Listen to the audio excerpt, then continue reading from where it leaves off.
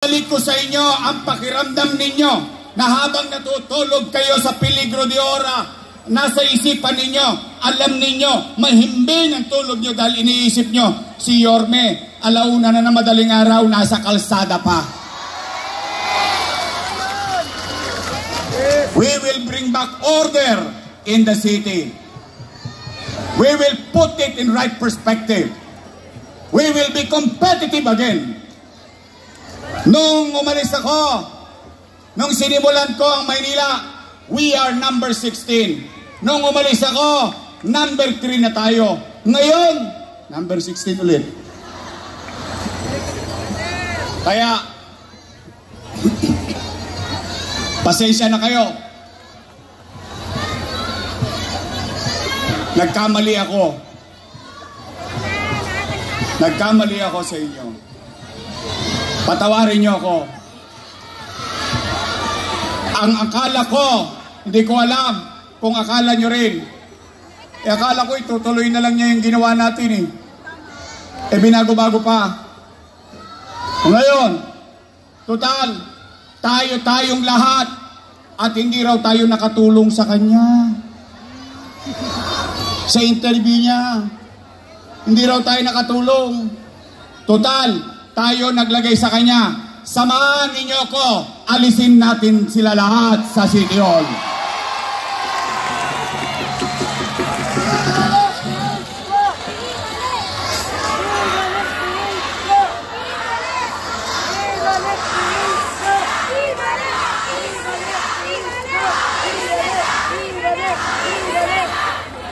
Mga batang Maynila, bukod sa paglilinis, bukod sa peace and order, ibabalik ko yung mga bagay na nasimulan na natin. Minimum basic needs, healthcare, education, housing, and jobs for the people of Manila.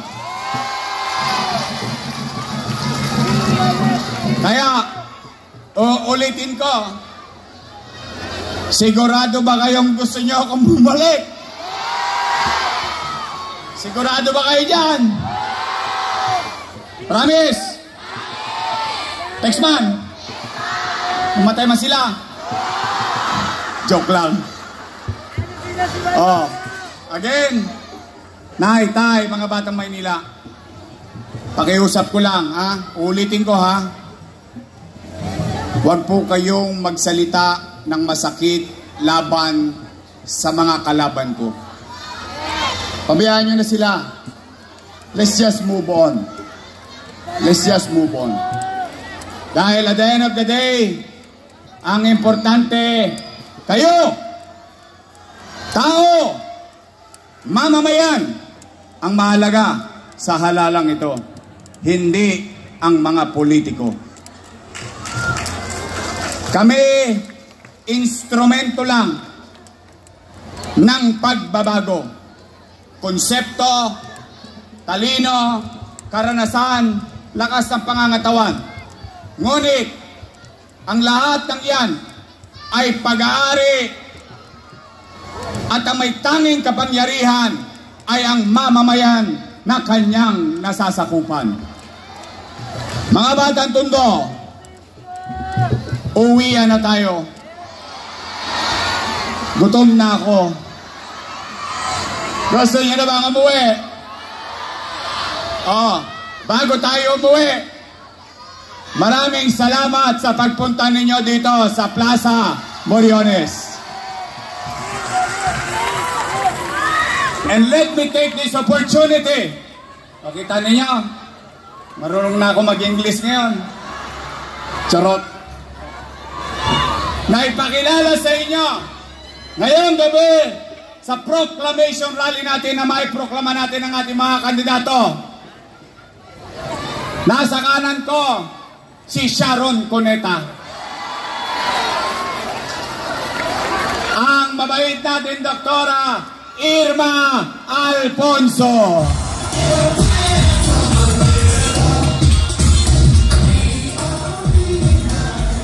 Ito naman, tatay niya pa nakasama ko. Nung ako'y vice mayor, kung siya lang tatay niya, magaling ang kanyang ama, magaling din siyang nakasama ko. lalo na nung pandemya, ang ating kusihal, Jesus Taga Pajardo.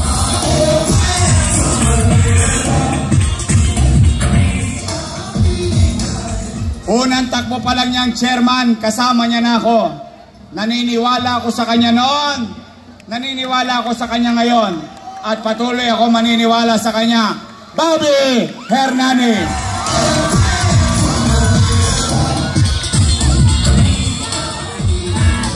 Naalala ninyo, nung inubos ko yung mga tolongge sa Arten, alam nyo sino ang katulong ko doon? Batang Tundurin, taga rito rin sa atin, ang ating minamahal na magiging kusyal, Colonel John Ibay.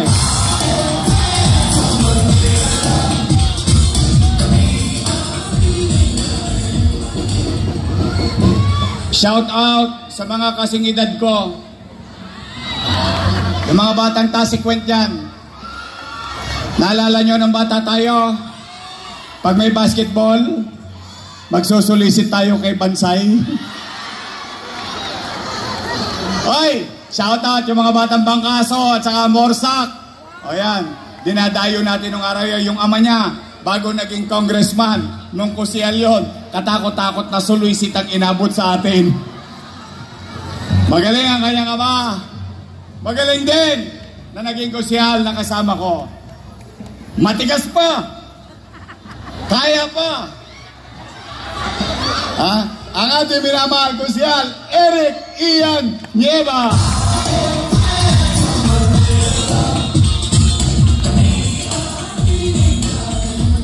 Noong dumating si Christine Reyes kanina, napansin ko yung mukha ni Ian. Parang tumigas. Tumigas yung panga. Akala ko mai-stroke na naman si... hindi. Halos maganda baliling. Nakakalingon eh. Ang ating minahal. Palakpakan ulit natin. Eric Ian Nieva. Kompleto na mga kusyal nyo. Kompleto na.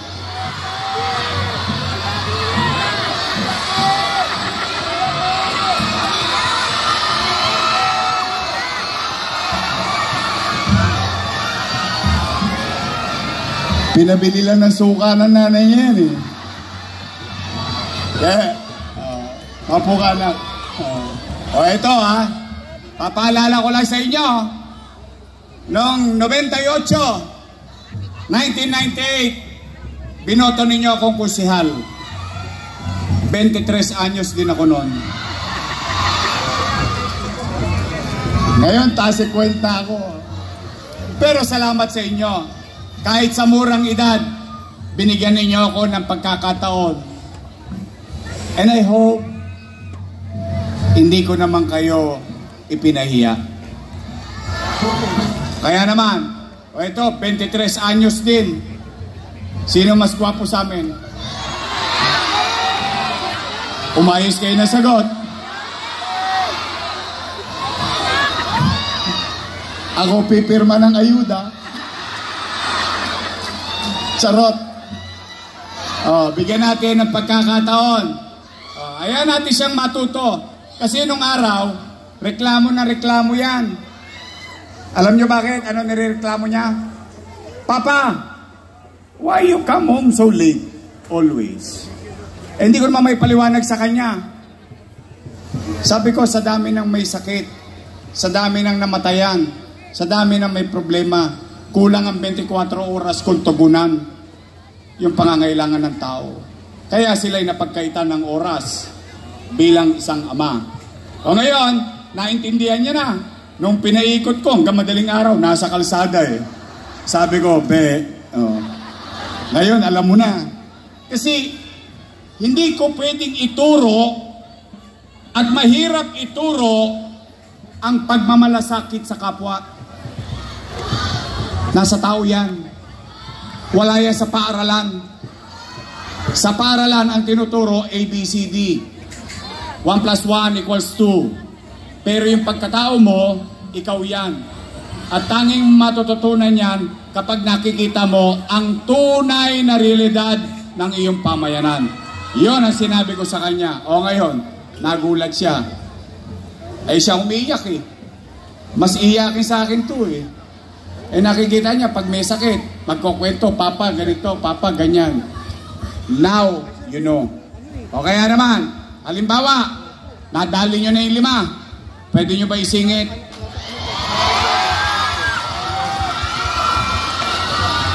Isingit nyo na yung anak ng misis ko. Joaquin Dumagoso!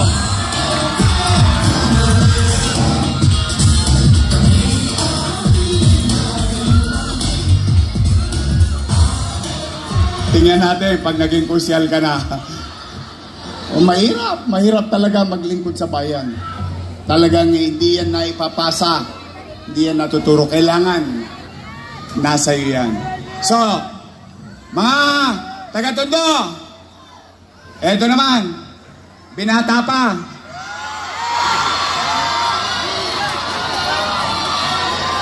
May asim pa. Taas ka ang kamay ng dalaga rito. Para mukhang puro dala na kayo.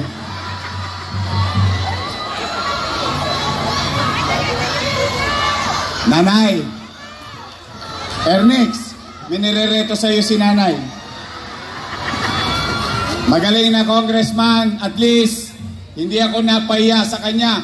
Dito rin, 2022, nung sinabi ko sa inyo, bigyan nyo ng pagkakataon. At least, kaharap ko kayo ngayon, masasabi ko, proud ako sa kanya. Ang ibabalik natin muli na Congressman Ernix Jericho!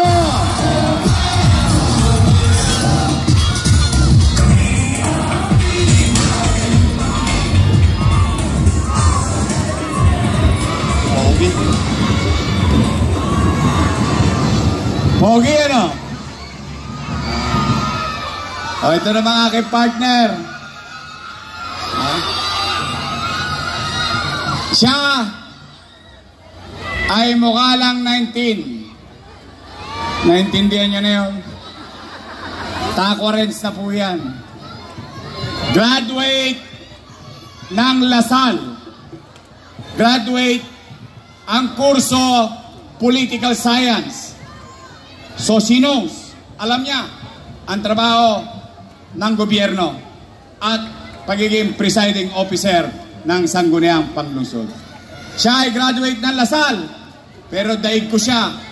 Ako, graduate ng Ateneo.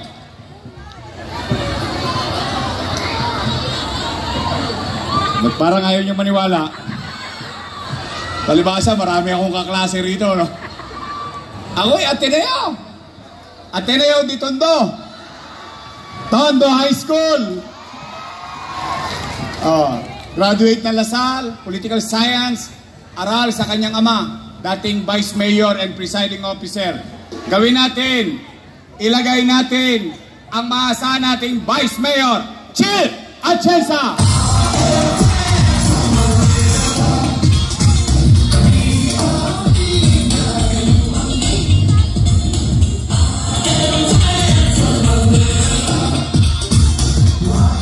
Ngayon naman, mga nanay, tatay ko, ito yung pangalawang pakisuyo ko. Kanina, yung nauna, yung huwag kayong maninira, huwag kayong magsasakit, ng damdamin ng iba, hayaan na natin sila, we move on with our lives. Ito yung pangalawang pakisuyo ko. Pwede ba? Ulitin ko muna. Gusto niyo ba talaga ako bumalik? Then, bigyan ninyo ako ng mga kasama. Dahil gusto nyo bang bumalik ang gobyernong mabilis kumilos? Hindi ko nagawa yon ng ako lang mag-isa. Kaya nga ako nalulungkot eh. Yung mga kasama ko, dating kasama kong gumawa ng napakinabangan ng tao, ngayon daw ay mali. Pero nandyan na yan. O ngayon, pwede nyo ba akong bigyan ng mga kasama? Pwede? O ito ha, usapang kalye na lang. Pwede ba pa-arbor? Pa-arbor lang. Isa lang ang arbor ko. Pwede ba? Yorme's choice, straight. Uy. Baka sinacharot-charot nyo. Hindi nga. Straight. Promise.